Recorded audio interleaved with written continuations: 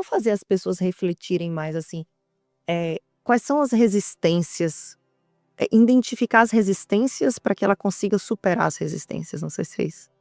Eu tenho um curso sobre isso, inclusive, onde eu falo o seguinte: não existem resistências, existe uma única resistência. A resistência é uma força da natureza que te impede de crescer como ser humano. Qualquer iniciativa que você tenha que pegue a tua consciência desse degrau e leve para o próximo, a resistência vai atacar com tudo. Seja ela qual for, fazer um regime, entrar num processo educacional, seja o que for, o que te faz crescer como ser humano, o que expande a tua consciência, você vai ter que enfrentar a resistência. Ela é multifacetada, ela vai se apresentar de 1000 maneiras diferentes. Ela vai se apresentar como uma indisposição corporal, como uma pressão da família, como tudo que você possa imaginar. Mas ela não vai te deixar subir o próximo degrau. Você tem que perceber que você está lutando contra um inimigo que tem uma capacidade de adaptação, de se disfarçar de 1000 maneiras diferentes. Toda vez que algo estiver freando o teu intuito de crescer como ser humano, você pode saber, é um único inimigo, é a resistência. Tá? Pelas vossas obras os conhecerei, como diz o provérbio bíblico. Eu percebo que eu estou nesse patamar de consciência e quero chegar aqui. Qualquer coisa que aconteça entre esse patamar e esse patamar te impedindo de subir é uma única coisa, resistência, disfarçada de 1000 formas diferentes. Pelas obras dela você reconhece que é resistência. Portanto, se você tem um objetivo que te faz crescer, não é qualquer objetivo. Eu costumo dizer, se você tem sei lá, trabalha na missão da Madre Teresa de Calcutá e resolve voltar para o seu país para passar férias num spa, isso a resistência vai carimbar o seu passaporte, ela não se opõe a isso. Agora, se você está num patamar e quer se envolver em algo superior, algo que te faz crescer, algo que faz com que a tua disciplina seja aperfeiçoada, algo que faz com que você aprenda a lidar melhor com a vida, um empreendimento que seja útil, isso você vai ter que enfrentar a resistência. Que ela é forte e ela bate forte. Se a gente sabe que ela é uma só, fica muito mais fácil lutar. Porque em qualquer circunstância você reconhece, é aquela que não quer me deixar crescer, é a resistência.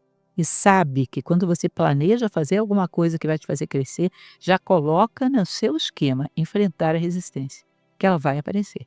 Como fazer as pessoas enxergarem esses vícios e vencer essa parte que é tão, minha amiga fala, o gostosinho, sabe? Vencer o gostosinho, que é a parte de você relaxar e não pensar em nada, porque, não sei, porque é mais confortável. É a inércia, né? É lógico que a resistência, um dos argumentos fundamentais dela é exatamente a inércia, é o gostosinho. Você se acomodar naquilo que você já faz, porque é seguro, você já conhece, sabe onde vai te levar, né? Agora, é importante a gente ter consciência, em primeiro lugar, de que isso é uma ilusão, que a gente poderia fazer muito mais, que a gente tem energia para fazer muito mais, porque essas mentiras muitas vezes nos prendem. Ah, eu não aguento mais, estou muito cansado, trabalhei o dia inteiro, agora eu não dou conta. Você dá conta, você tem energia, você tem condições de fazer. O que você não quer, o que está acontecendo é que você não quer, porque você considera que esse gostosinho atual é inferior àquilo que poderia ser bom no futuro, quando na verdade é o contrário, você poderia ter coisas muito melhores. Então imagina, como a gente já conversou, você chega em casa e está cansado, está sujo da obra, mas daqui a meia hora você tem um encontro com a namorada, que é o amor da sua vida. Você não iria para frente da televisão. Você teria energia para tomar o seu banho, vestir a melhor roupa e ir lá. Às vezes eu recomendo aos meus alunos que façam um diário para poder refletir sobre o que foi o dia deles. Ah, eu não aguento, eu chego em casa tão cansado que eu tenho que cair na cama. E se tivesse pudim de chocolate na geladeira? Ah, aí eu aguentaria. Ou seja, no fundo, é aquilo que a gente quer, aquilo que a gente valoriza. Tá? Nós temos que pensar, existe alguma coisa muito mais gostosa e muito mais perfeita lá no futuro do que isso aqui. Só que eu nunca vou alcançar se eu não abrir mão disso aqui. Tá? Então, combater os vícios significa você ter como se você tivesse um alpinista que joga uma corda lá no futuro e vai tracionando essa corda que o leva ao futuro. Você tem que colocar a tua motivação presa lá no futuro. Eu quero aquilo lá. E não descanso enquanto eu não chegar lá. E aí eu vou tracionando essa corda, ela vai me puxando para cima. E aos poucos ir adquirindo gosto por crescer. Gostar de crescer. Gostar de perceber que hoje eu tenho muito mais condições de dar resposta à vida do que eu tinha no passado. Hoje eu tenho muito mais condições de autocontrole do que eu tinha no passado. Gostar dessa sensação de que você está se deslocando, está ampliando trincheiras, está se tornando cada vez mais humano. Coisa do ponto de vista filosófico, a gente sempre procura raciocinar mais fundo, né? É importante que a gente perceba que nós não nascemos para sermos produto do meio. Nós nascemos para ser produto de nós mesmos e produtores do meio. Construídos a partir das nossas convicções, das nossas ideias, dos nossos valores. As formas exteriores deveriam ser aquelas que atendem à nossa necessidade e não aquelas impostas pelo meio. Então, eu, nesse momento, tenho a necessidade X, como a natureza. Na natureza, os animais às vezes mudam de forma, se camuflam, porque aqui eu preciso de tal forma para me proteger do predador, ali eu já não preciso. Nós somos senhores das formas e não escravos delas. Deveríamos analisar em cada momento o que eu quero daquele momento, o que eu quero daquele lugar e tomar a forma adequada. Me recordo que há muitos anos atrás eu li uma coisa que me impressionou muito. Não sei se você já ouviu falar, é bem conhecido, um escritor norte-americano chamado Carlos Castaneda. Castaneda, ele conta bem resumidamente a história de ele ter sido discípulo de um indígena da tradição tolteca chamado Dom Juan. Ele foi discípulo e aprendeu muita coisa desse indígena no México.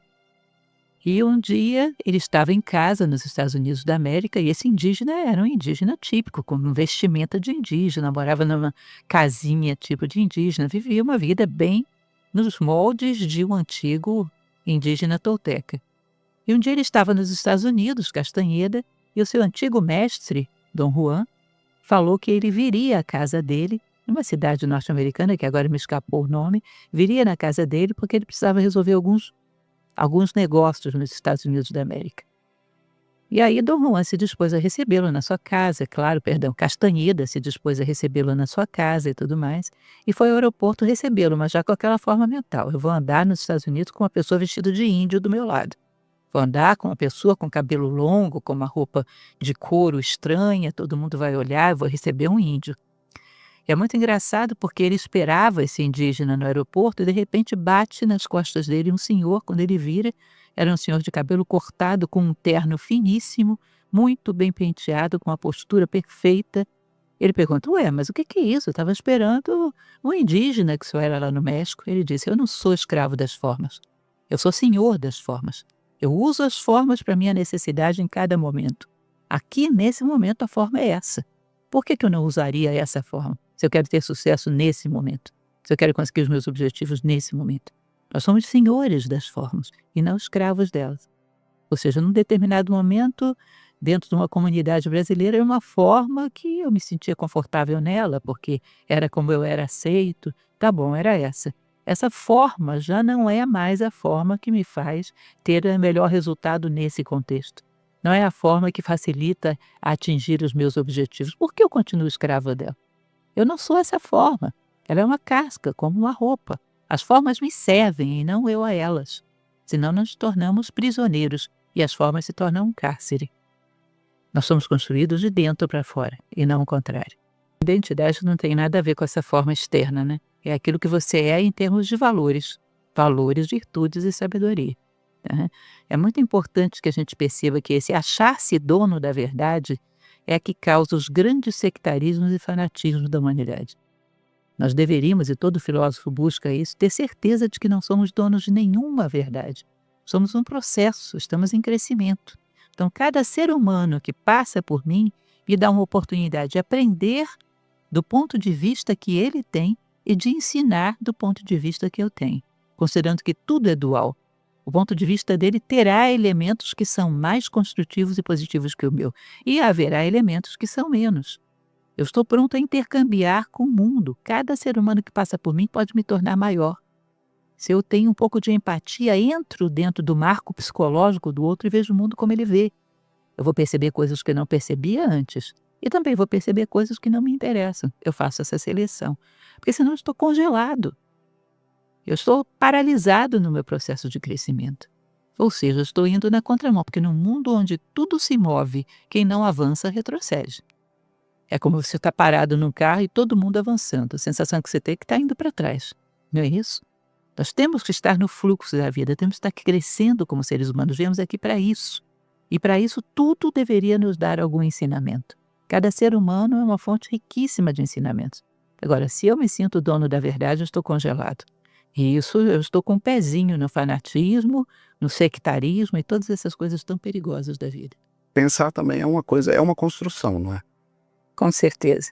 E nós estamos na época do coletivo, onde nós nos perdemos no meio do coletivo.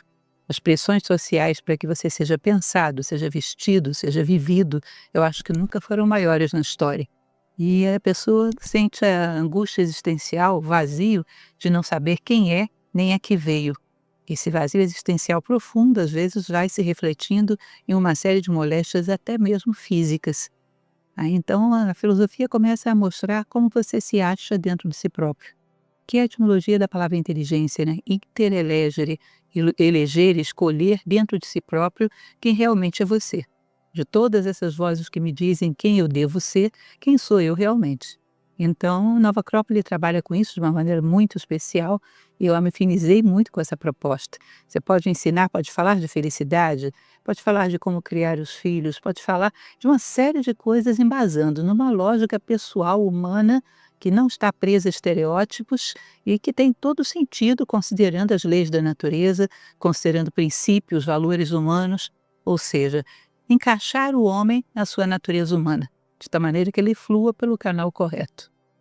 As pessoas percebem que ali já não há alguém tão influenciável, alguém tão superficial nas suas colocações, que ali tem alguém que tem fundamento, tem embasamento, que se coloca diante da vida de uma maneira mais madura, que quer estar com as rédeas da sua vida na sua mão, e isso começa a chamar a atenção. Então, a maior propaganda que nós podemos ter de qualquer coisa é sermos um exemplo prático dessa coisa. Isso irradia como se fosse uma pedra jogada dentro d'água, né? Que vai irradiando para círculos cada vez maiores. Então, cada ser humano que aprende a viver filosoficamente bem, ele é um ponto de irradiação dessa maneira de encarar a vida. Bom, existe uma série de pontos de partida que a gente coloca dentro do curso para que a pessoa se situe dentro da vida. Entender o que é o ser humano, por exemplo. Nós temos dentro da natureza minerais, vegetais, animais, e o ser humano, que é considerado um animal também, mas um animal bem à parte, né? E cada coisa se realiza sendo aquilo que é. Então, as plantas se realizam fazendo fotossíntese, os animais sendo mamíferos, ou seja, todo aquele que chegou ao pico, ao ponto máximo de evolução, quanto aquilo que a natureza espera dele se realiza, chega à sua máxima plenitude. E a humanidade, a natureza espera dela que tenha valores, virtudes e sabedoria. Isso é o ápice do desenvolvimento humano. E isso deveria ser considerado sucesso. Isso deveria ser considerado um homem que teve êxito, aquele que possui essas coisas. Quando temos esse referencial, começamos a organizar a nossa vida. Já sei o que a natureza espera de mim. Agora eu vou procurar os meus caminhos para chegar lá. Como se fosse uma pirâmide, onde todos caminham para o mesmo ápice, mas cada um pelo seu caminho. Encontrar os meios mais, digamos assim, associados à minha maneira de ser, mais próximos daquilo que eu sou, mas a meta é uma só. É a questão do propósito que tanto se fala hoje, né? É como se você colocasse a sua imaginação no seu último dia de vida e imaginasse qual é o ser humano que você quer ser nesse momento. Com que virtudes, com que valores, que nível de domínio da sabedoria da vida, ou seja, produto final de todo o teu esforço de vida. O que você gostaria de ser? A partir disso, você tem um ponto de chegada. Pode direcionar o seu caminho agora para esse ponto. Você já não está mais a esmo, você não está mais à deriva. Você já tem um referencial, sabe onde chegar. Não é para que você fique ansiando por esse referencial, mas para que você não se perca. Ou seja, se eu busco um ideal humano, para chegar a ele eu tenho que ter uma soma de momentos ideais. Eu tenho que trazer o ideal para esse momento. Viver esse momento em toda a sua plenitude. Às vezes, em quando eu olho para o meu ideal para não me perder no caminho. Saber em que direção eu estou indo. Passo a ter um referencial de valores também. Porque é uma das coisas que eu acho estranha na sociedade. O que é a justiça? É o que beneficia alguém. Não há uma compreensão do que é a justiça em si, independente de benefícios pessoais. Sim. Ou seja, a partir do momento que eu tenho um referencial, um ideal humano, eu sei que a justiça é aquilo que me leva para lá, que a injustiça é aquilo que me afasta. Ou seja, eu tenho uma referência de direção. Quando eu quero chegar num determinado ponto, na cortina que está atrás de você, eu sei que se eu ando nessa direção, está certo. Se eu ando para trás, está errado. Ou seja, certo, errado, verdadeiro, falso, bom, mal, nasce a partir do momento que você sabe onde você quer chegar. Exato. Um ser humano que está totalmente perdido e não tem um referencial, não sabe onde quer chegar, não existe bem, mal, verdadeiro, falso, justo ou injusto. Ele simplesmente copia os padrões da sociedade. Padrões tremendamente egoístas que moldam os valores conforme aquilo que beneficia a nossa personalidade, os nossos objetivos pessoais, em geral egoístas. Sim. Hum? Essa massificação que muitas vezes os produtos de mídia, eles têm uma interferência muito perniciosa dentro desses processos também, né, professor? Nós podemos conceber que um ideal humano, que são valores, virtudes, sabedoria, não são massificantes. Você pode ter duas pessoas que sejam justas, mas não necessariamente iguais. Duas pessoas que tenham um grau de sabedoria, mas não necessariamente iguais. Muito pelo contrário, a humanidade ela não é idêntica, ela é complementar. As diferenças somam e são fundamentais no esquema da natureza. Como dizia Aristóteles, a igualdade não existe nem é desejável. Duas folhas de uma mesma árvore não são iguais. Então, cada um vai ter que encontrar o seu caminho conforme as suas características, é claro. Por isso é considerado uma pirâmide de infinitas faces, talvez uma face para cada ser humano. Agora, o que não podemos perder de vista é que, como humanidade, no ápice todos nos encontramos.